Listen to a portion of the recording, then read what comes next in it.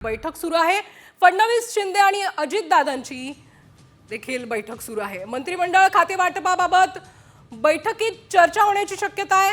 तर सत्ता स्थापनेच्या दाव्याआधी ही महत्त्वाची बैठक आता पार पडते। सत्ता स्थापनेच्या दाव्याआधी ही महत्त्वाची बैठक पार पडते। वर्षावर फडणवीस, शिंदे आणि अजितदादा पवार यांची ही बैठक सुरू आहे। तर आपण बघतोय आज फडणवीस यांची गटनेतापदी निवड झाली। मुख्यमंत्री पदासाठी फडणवीस यांच्या नावावर शिक्कामोर्तब झालेला आहे आणि आता सत्ता स्थापनेच्या दाव्याआधी फडणवीस, शिंदे आणि अजित पवार यांच्यात महत्त्वाची बैठक वर्षावर सुरू आहे।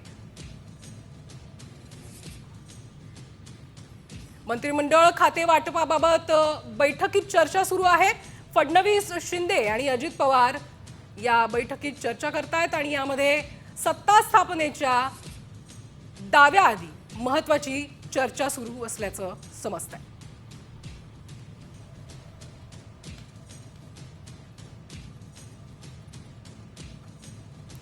आज बघतोय राज्यात सत्ता स्थापनेच्या घडामोडींना वेग आलेला आहे आणि एकीकडे भाजपच्या विधिमंडळ गटनेतेपदी फडणवीस यांचं नाव निश्चित झालं आणि आपण या संदर्भात महत्त्वाची सविस्तर माहिती आपल्या प्रतिनिधीकडून घेऊयात। प्रतिनिधी गिरीश कांबळे आपल्या सोबत जोडले गेलेले आहेत। गिरीश, काय अधिकची माहिती मिळते?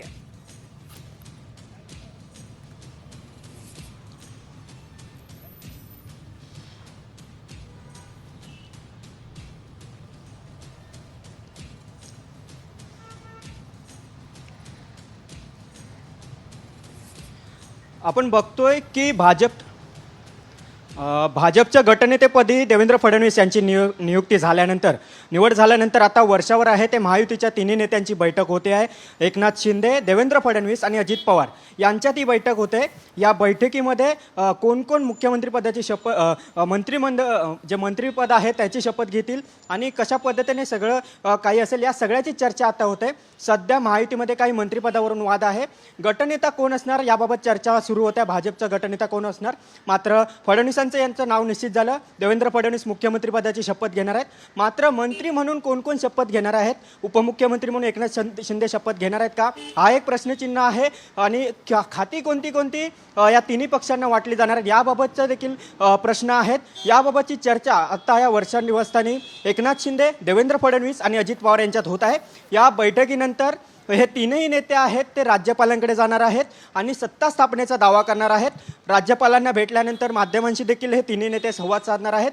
त्यामुळे आत्ताची ही बैठक अत्यंत महत्त्वाची आहे। काही खात्यांवरून महायुतीमध्ये वाद आहे किंवा खेचाखेची आहे। काही यामध्ये विशेष करून गृहमंत्री पदावरून थोडीशी नाराजी आहे अशा पद्धतीच्या चर्चा होत आहे। याशिवाय नगरविकास खातं आहे, अर्थ खातं आहे।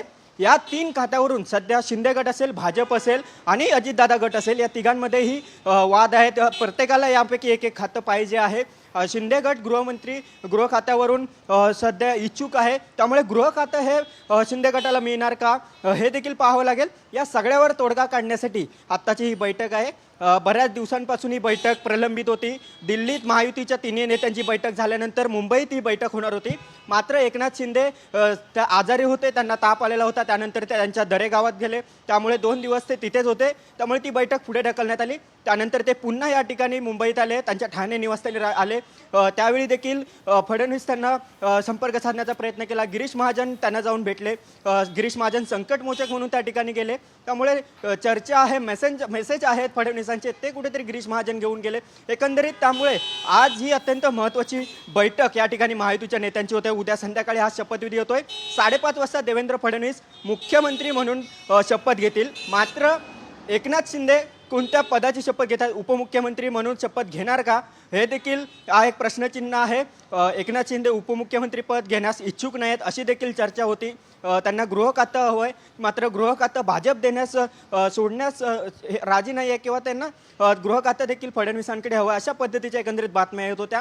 तर दुसरीकडे अजितदादा दिल्लीत जाऊन बसलेले होते, त्यांना वित्त खातं हवं होतं, मात्र वित्त खात्यावर देखील या ठिकाणी शिंदे गटाकडून दावा करण्यात आला। नगरविकास खातं आहे, मात्र आता दिल्लीवरून अजित पवार आहेत ते आलेले आहेत आणि त्यानंतर काही वेळापूर्वीच ते वर्षा निवासस्थानी गेलेले आहेत। त्याआधीच भाजपची विधान भवनातील कोर कमिटी नक्कीच गिरीश, धन्यवाद तुम्ही दिलेल्या या सविस्तर माहितीसाठी।